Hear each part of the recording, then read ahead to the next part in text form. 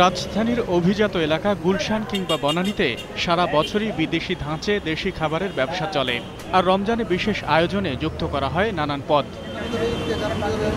এসব পদের নামে যেমন বৈচিত্র্য, তেমনি দেখতে এবং স্বাদেও আছে বৈচিত্র্য। তিলের বেগুনি আছে, তিলের জিলাপি আছে, এটা স্পেশাল খাস ঢাকা শহরে আমরা নিয়ে আসছি তিলের জিলাপি। খাসির হালিম আছে, গরুর চাপ আছে, খাসির চাপ আছে, তারপর কাচ্চি বিরিয়ানি আছে। ঘরের তৈরি ইফতারি তো আছেই, যা ঘরে বানানোর সুযোগ নেই তা কিনতে দোকানেই তাই ভিড়। এগুলো হচ্ছে সবসময় আমরা খাই, রোজার সময় তো একটু স্পেশাল সবসময়ই থাকে, আর ঘরের সাথে তো বাইরের আসলে কোনো তুলনা হয় না। কিছু কিছু ক্ষেত্রে ওভার প্রাইস মনে হয়।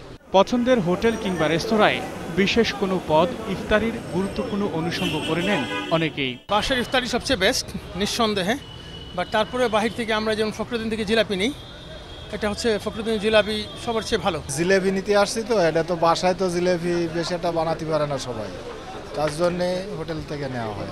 ব্যবসায়ীরাও রমজান মাসে বাড়তি বেচাকেনায় গুছিয়ে নেন ঈদ খরচ।